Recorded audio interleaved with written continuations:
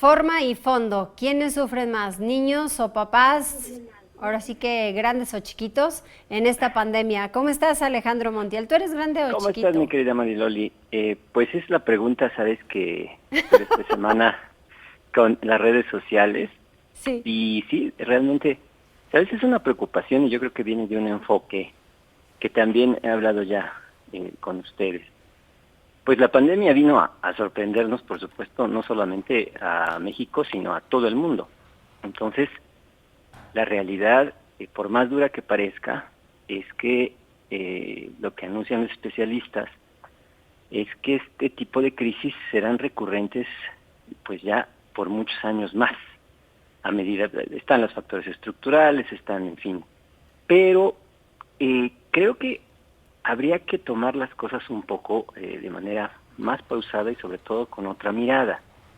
Eh, Primero habría que ver hoy qué implica el sufrimiento y en qué capas se está sufriendo. Ustedes han pasado muchos reportajes de cómo se está viviendo la pandemia. Ahí estamos viendo, por ejemplo, estos niños tienen el mismo grado de sufrimiento que los niños que están encerrados, pero que tienen dos computadoras, un iPad, un teléfono. Creo que lo que nos está revelando también la pandemia, en muchos sentidos, es cómo está, digamos, esta desigualdad social imperante, no solamente en México, pero digamos en México y en general en Latinoamérica, de una manera muy fuerte. Y creo que el mensaje de los padres que tienen recursos sí tiene que ser definitivo para esta generación, sobre todo los niños que están en primaria, en secundaria y en preparatoria, de que esto muy probablemente no va a cambiar, no va a cambiar en los próximos 5 o 6 años. Algunos dicen que van a ser más años. Hoy se acaba de anunciar que Australia, después de 30 años de crecimiento, entra en recesión. Entonces, creo que habría que ser, digamos, más reflexivos sobre lo que se viene y que los niños, en general, se adaptan a las condiciones que Sí. ellos tienen. Cuando en redes y dicen en general, es que ya queremos salir, es que no, mi hijo no ha ido a la playa, es que Ujú. mi hijo no ha ido al parque, es que mi hijo no ha ido con sus amigos.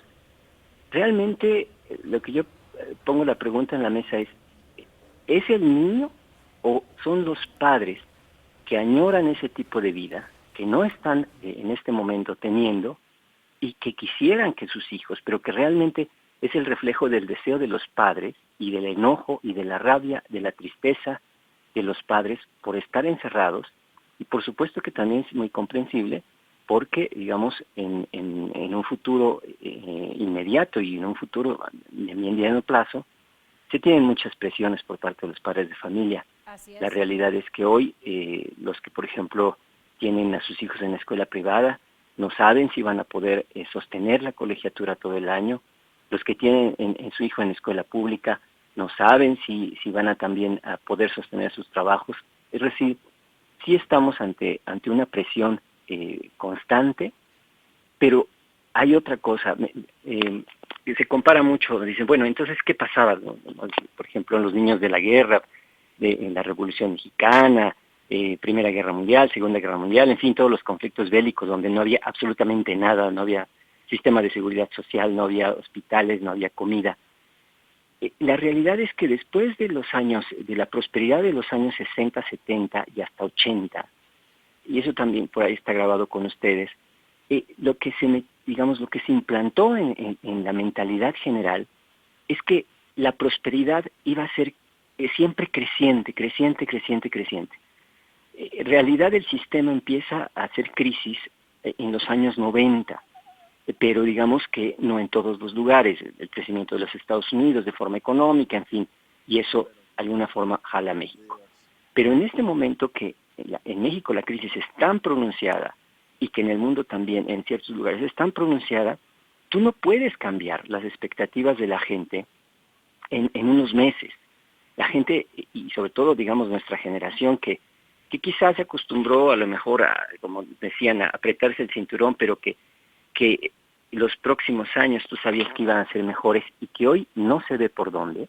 Así es. Creo que ahí está el problema, es decir, tenemos una población con expectativas muy, muy altas para un futuro que todos los datos dicen que esto no va a regresar como era antes. Entonces, otra pregunta es, ¿realmente esta crisis hará que, por ejemplo, cambiemos los hábitos de consumo?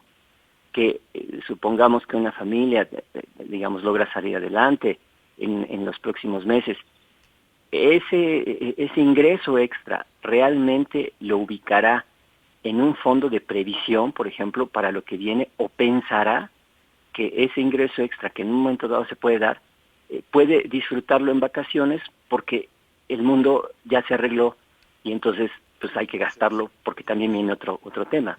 Es Así decir, es. si esta crisis viene, pues entonces puede acabarse todo y entonces hay que mejor gastar ahora, ¿no? Pues mira, Muchas. también es el análisis que le demos, el lugar que le demos a la pandemia, porque te decía al principio, tú eres niño o tú eres grande. Creo que lo importante aquí es el comportamiento de muchos, porque hay niños quienes sí siguen las reglas y hay papás, como tú lo mencionabas, que parecen como niños. Gracias, Ale. Así es, Mariloli, estamos en contacto y los papás son los importantes, que son los responsables. Desde luego, así es. Gracias. Un abrazo. Igualmente.